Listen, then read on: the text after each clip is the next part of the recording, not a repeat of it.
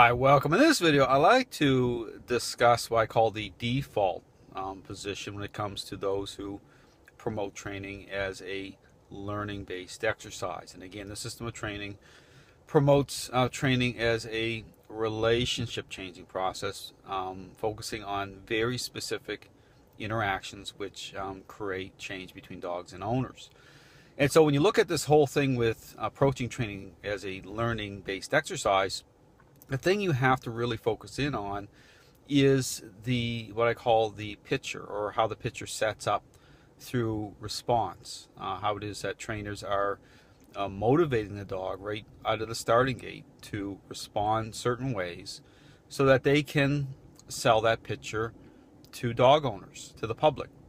But here's the thing to understand about this whole picture issue is that, again, everything I say, and I would encourage you to really think about this, everything that I say as to what the real problem is in the dog training world, you can take everything and apply it to the human example, a relationship problem between a selfish child and a parent.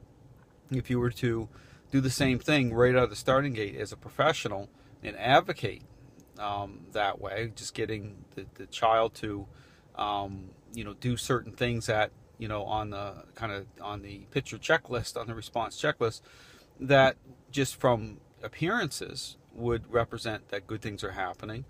If you were to do that, you would have the same picture problem. Okay, you can motivate a child to respond, but is that what it's really about? Is that what creates relationship change between a parent and child? Absolutely not. Okay. You have to interact, okay, and there's that word again, interact, certain ways to, again, advocate and promote, relationship change, parental influence. And so, again, it's all about understanding out of the starting gate what is happening and what is, again, very deceptive way this is promoted.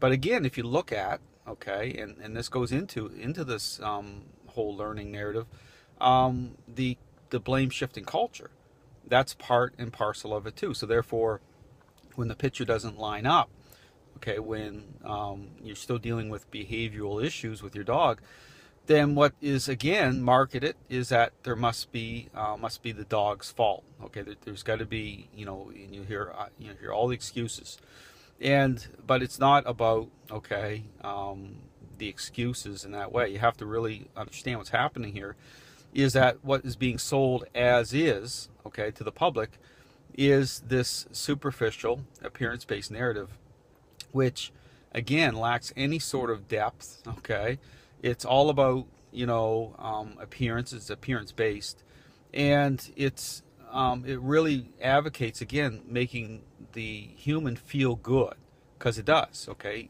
you can use treats, you can motivate the dog to respond initially, and so just going from that at that level, it's going to make people feel really good about it, because I get to pet all over my dog, I feel really good. Don't be deceived. I encourage people, don't be deceived by that.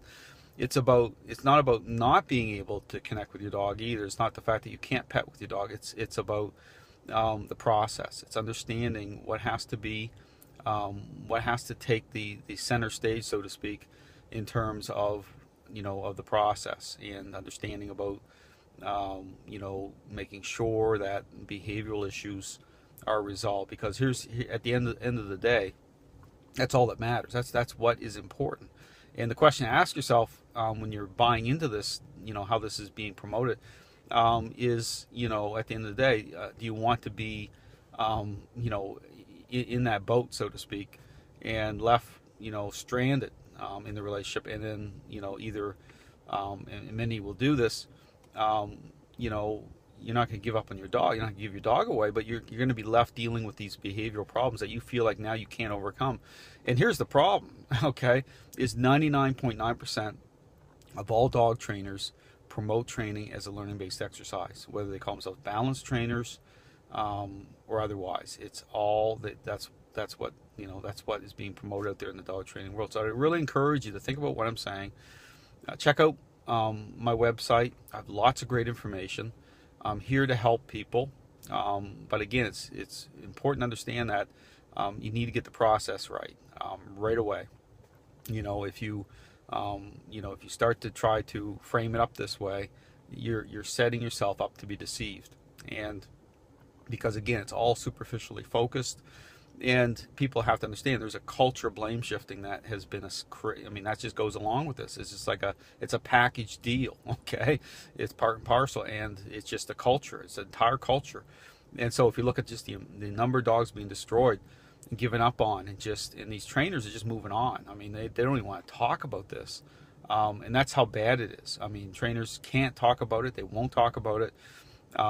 If you go on the internet and look at what's happening, there's so much confusion, because that is part of it as well. I mean, there's back and forth divisiveness. So again, I encourage you to really think about it. If you really care about your dog, don't take the chance, okay?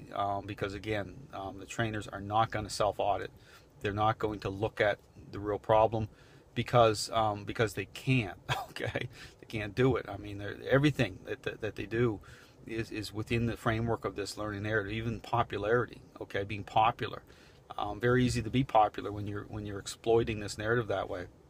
But again, just think of the blame shifting that goes along with it. So again, it really sets dogs up, okay, to be devalued, and for these behavioral problems to continue. So again, people are spending good money, investing time. I'd encourage you to really think about this, because what matters are results in the end, and you want to make sure you approach the process properly right out of the starting gate. So thanks for watching.